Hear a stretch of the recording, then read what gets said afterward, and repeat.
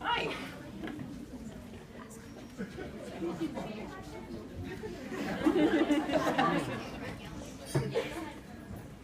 We love listening to the audio version. So how do you come up with all of these voices? All of the characters? Oh, thank you. Audiobooks are tough work because you are just trapped in a small room for hours and hours just speaking in voices.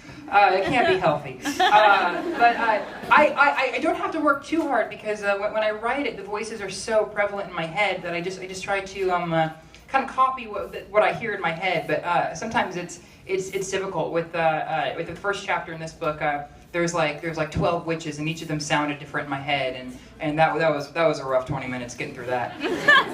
Thank you for saying that.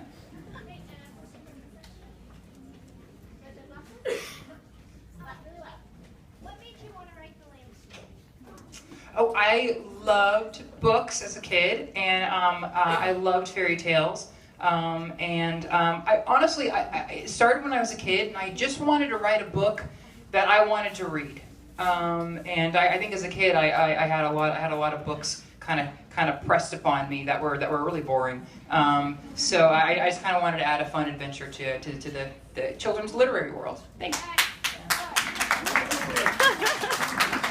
Thank you. You guys are easy to please. How did you come up with all the witches' names? Oh, I had fun with that. I basically just took what they looked like and tried to have fun with their name. Like Serpentina, it looks like a snake. Charcoaline, I thought, she's made of ash and soot, and then I couldn't come up with one for the one that looked like a rat, so I just called her Rat Mary. And then I ended up liking that a lot. And in the white shirt? Who's your favorite character that you wrote? Like, who's your favorite? Oh gosh, I love Queen Red, and I love Mother Goose, of course I love the twins, I love them all. I could pick, but those are definitely my top four. Just don't tell any of the other ones. And in the blue? Is there a character you thought after you said, yes, I should put them with? Yes, when I was writing the second one, during Charlotte and Dr. Bob's wedding in the Charming Palace, I thought, wouldn't it be hysterical, well, not hysterical to me, terrible for you guys, but if suddenly their deceased father walked into the room and said, hold up now. And I thought, wouldn't that be such a great cliffhanger? And then I came up with the idea of the masked man, and I thought, oh no, I gotta save that for the next one. And that was not a cliffhanger, right? Yeah. But Not a cliffhanger, the best friend. Oh, the third book, it was a cliffhanger. I got some angry tweets about that. I had one little girl, she's like 7, and she came up to me at a book sign and she said, "You ruined my life!" Yeah, thank you. Any in the back up there? The little boy in the blue shirt? Yep. Hi.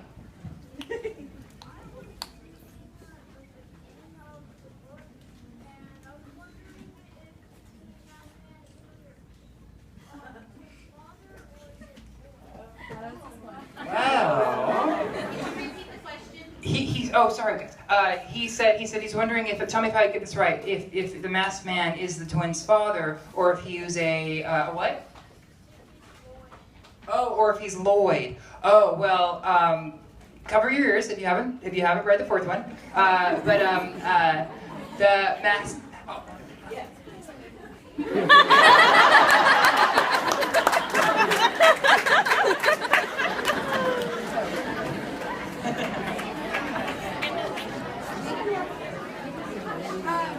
I was wondering, of the 3 names Kurt and Blaine mentioned for your kids in Glee, could you choose a name for your first child, Tracy, Hepburn, or Fettuccine Alfredo?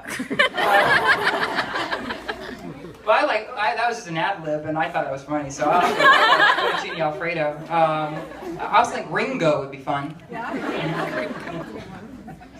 And the blue tank top? Yep. Are you gonna write a 5th Yes, definitely a fifth one. Thank goodness you're applauding. And maybe a sixth one. So if there's another cliffhanger, don't kill me. This section, back there at the right of the left. Yes.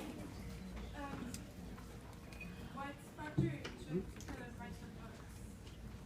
Oh, probably just fairy tales in general. And I remember my mom used to get so frustrated with me when when she would be reading me fairy tales because I'd always ask her questions about the plot, but she couldn't answer. Like, Mommy, why would Red Riding Hood's parents just send her into the woods all by herself? That seems like bad parenting. Or like, Mommy, is Snow White and Sleeping Beauty upset that Prince Charming married Cinderella because he seemed to have a fling with both of them beforehand? So I just kind of compiled all my questions into a book and created the Charming dynasty in my books. And the Red was just very obnoxious, and her parents just kind of kicked her out. Like, good luck. And right here on the side. Have you made a show tune or a song for the series? Oh gosh, no, not yet. No, the harp sings a lot in the first and the second book, yeah, no, I have not. I remember Whoopi Goldberg really wanted to turn it into a musical at one point, so that was fun. And she was like, "You could do a song called Once Upon a Time," and that was fun. So maybe that'll happen someday. Keep a couple more from their side. I can barely see it yet. Some sunglasses? Yes. Right there. Some of my favorite songs actually were from Wicked or Broadway. Any plans to do in theater or Broadway? I certainly hope so, yeah. And hopefully I'll do it sooner than later so I don't get too old and too afraid to do it. Yeah, it's definitely on the bucket list. I get offers a lot, but I would really love to kind of create a role or I don't know, maybe even write one. I don't know. But well, yeah, definitely. I can't not. It's in my blood.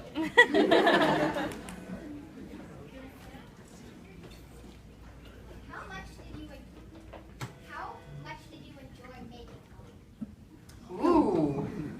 Well, it depended on what my call time was. On the days that I had to be on set at 5 a.m., not so much. But on the days that I got to hang out with Kristen Chenoweth and Shirley MacLaine and Whoopi and Carol Burnett, and I'll be here all day if I continue this, those are the best days ever. All right, and so because you've been holding your hand up the whole time, please give us our last question. How did you come up with a story? Like, was it in a dream or like, I don't know, when did you, was like a time where you were like, oh my god, I have to write this story about this? Like,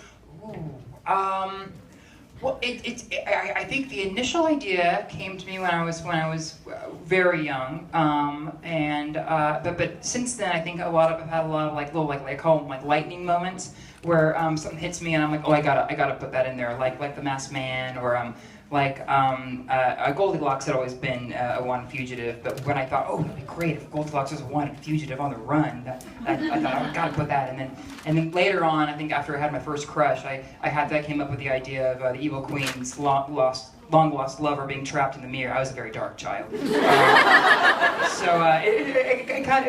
kind of morphed over time. Yeah, I wish there was one moment, but it's changed a little bit over the years. Great, everyone. Thank you. Thank you guys so much. I'll see you upstairs.